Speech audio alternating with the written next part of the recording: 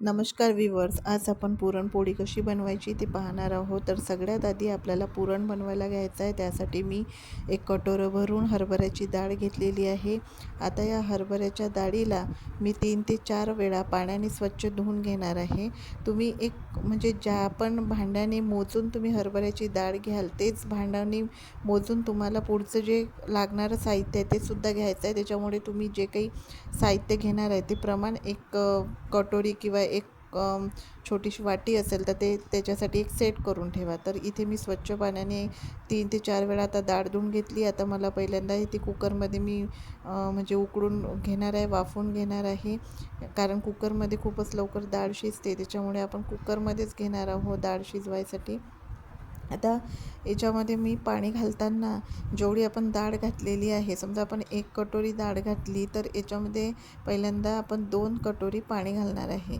आणि जर तुम्हाला तसं मेजर करायचं असेल तर पूर्ण डाळ जी आहे हरभऱ्याची ती पाण्याने पूर्णपणे डुबली पाहिजे आणि त्याच्यावर 1 इंच पाणी आलं पाहिजे, एवढं तुम्ही पाणी त्या कुकरमध्ये घाला. आता आपण कुकर गॅसवरती ठेवून देऊया आणि याला 4 ते 5 शिट्ट्या काढायच्या आपल्याला कुकरला. तर आता आपल्याला पहा 4 ते 5 शिट्ट्या काढल्यानंतर आपली हरभऱ्याची डाळ एकदम व्यवस्थित अशी शिजलेली आहे. आता आपल्याला ही डाळ जी आहे ती वाटून घ्यायची आहे. जर तुमच्याकडे पुरण यंत्र असेल तर त्याने वाटा किंवा पाटा असेल तर त्याने वाटा. माझ्याकडे पुरणाची चाळणी आहे आणि त्याने खूप छान असं पुरण निघते, त्यामुळे मी आता पुरणाच्या चाळणीनेच हे पुरण वाटायला घेणार आहे. तर सगळ्यात आधी आपण पुरण गरम असतानाच ते वाटून घ्यायचं, कारण की लवकरात लवकर पुरण गरम असताना वाटून घेतलं ना तर ते लवकर बारीकही होते.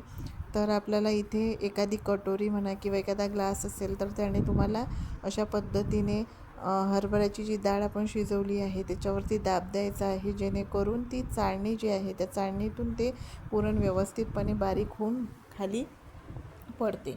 तर याने खूप छान असं पुरण होतं. हे बघा, अशा पद्धतीने बारीक असं पुरण आपल्याला इथे पाहायला मिळेल. तर आता मी संपूर्ण डाळ जी आहे ती अशाच पद्धतीने याच्यामधून बारीक करून घेणार आहे. तर कटोरीने म्हणजे वाटीने काय होतं की लवकर वाफ हातावरती चढत आहे, त्याच्यामुळे मी इथे ग्लास घेतलेला आहे आता. आणि अशा पद्धतीने आपली जी पुरणाची डाळ आहे ती छान अशी बारीक झालेली आहे. आणि बारीक झाल्यानंतर पूर्ण डाळ आपण वाटून घेतल्यानंतर आता आपल्याला याच्यामध्ये साखर टाकून घ्यायची आहे. तर साखर टाकत असताना सगळ्यात आधी आपण गॅसवर गंज ठेवला आणि त्याच्यामध्ये 1 चम्मच तुम्ही तूप टाकून घ्या. तूप व्यवस्थित वितळलं की आपण जे काही पुरण बारीक केलेलं होतं ना त्याच्यातलं थोडं थोडं पुरणच टाकायचं, एकदम पूर्ण पुरण नाही टाकायचं. मग मी त्याच्यातला म्हणजे असं म्हणा की मी 4 भाग करून घेतले त्या पुरणाचे आणि थोडंसं पहिले पुरण टाकलं. इकडे आपण ज्या वाटीने आपण हरभऱ्याची डाळ घेतली होती त्याच वाटीभर तेच कटोरभर मी याच्यामध्ये साखर घेतलेली आहे. तर त्याच्यातली थोडी साखर आता याच्यामध्ये पहिल्यांदा टाकली आणि आता याला एकत्र व्यवस्थितपणे करून घेत आहे, कारण आपल्याला चांगल्या पद्धतीने एकत्र करायचं आहे.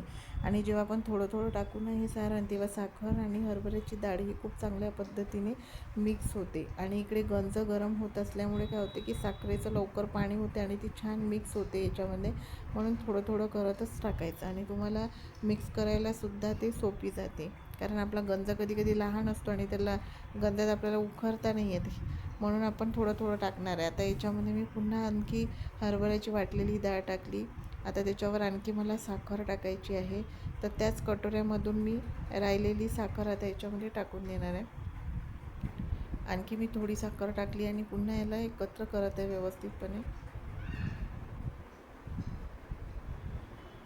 पुन्हा आता राहिलेलं जे पुरण होतं ते अजून मी गंजामध्ये टाकून दिलं. आता पूर्णच पुरण टाकलेलं आहे मी. आणि आता राहिलेली जी साखर आहे ती आपल्याला व्यवस्थितपणे याच्यात टाकून याला एकदम चांगल्या पद्धतीने मिक्स करायचं आहे.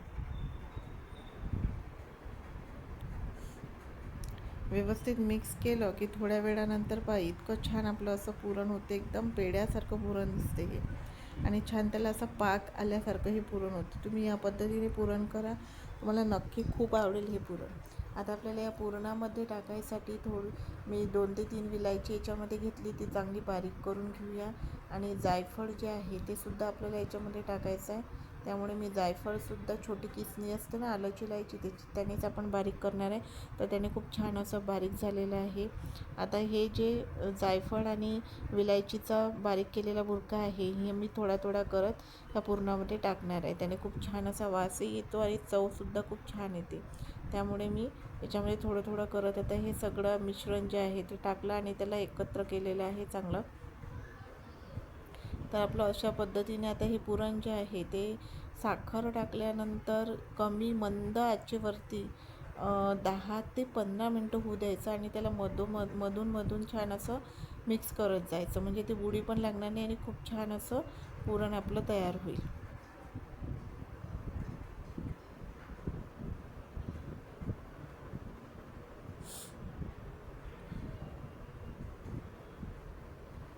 आता पुरणपोळी लाटण्यासाठी आपण पहिले कणकीचा गोळा तयार करून घेतला आणि त्यानंतर आपण लिंबाच्या आकाराची एक छोटीशी अशी लाटी घेतलेली आहे, त्याला छान लाटून घेतलं. त्यानंतर पूर्ण माझं किती छान झालेलं आहे आणि पुरणाचा आपण एक लाडू एवढा गोळा तयार करून मी त्याच्यामध्ये भरलेला आहे म्हणजे पुरणपोळीमध्ये. आणि आपल्या इकडे कसं खूप जास्त पुरण भरतात, म्हणजे एकदम छोटं पुरण थोडंसं पुरण भरून पुरणपोळी नाही केली तर खूप जास्त प्रमाणामध्ये पुरण भरल्या जाते आणि पुरणपोळीसुद्धा अशी छान अशी जाडसर असते. तर आता ही आपण अशा पद्धतीने झाऱ्याने राहिलेली जे आहे ते कणिक आपण याच्यातून काढून घेतली. आता याला छान असं गोल करून थापून नंतर याला थोडंसं कणिक लावायची दोन्ही साईडने आणि थोडी कणिक आपल्या पोळपाटावरती घालूनसुद्धा थोडंसं हलक्या हाताने बेलण्याने लाटून घ्यायची आपल्याला पुरणपोळी.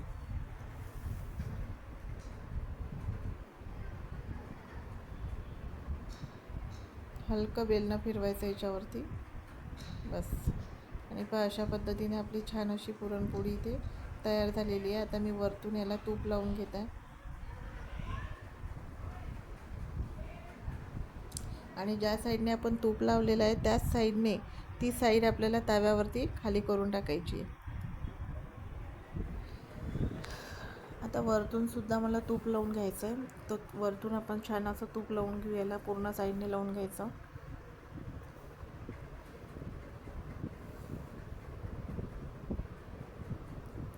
आणि खालून जवळजवळ 2 ते 3 मिनटं एकदम गॅसचा पॉवर जो आहे तो म्हणजे कमी असते ना, एकदम स्लो असते, त्यापेक्षा थोडा जास्त करून होऊ द्यायची इथे 2 ते 3 मिनटं आणि नंतर मग हलवून पाहिजे. आणि अशा पद्धतीने मी ताव्याने ही पोळी जी आहे ती फेरून घेतलेली आहे. जर तुम्हाला ताव्याने फेरता येत नसेल तर तुम्ही सराट्याचा वापर करूनसुद्धा फेरू शकता. तर इथे आपली छान अशी पुरणपोळी तयार झालेली आहे आणि ती दह्यासोबत खायला खूप चविष्ट लागते. नक्की ट्राय करा आणि कमेंट करून नक्की सांगा. धन्यवाद.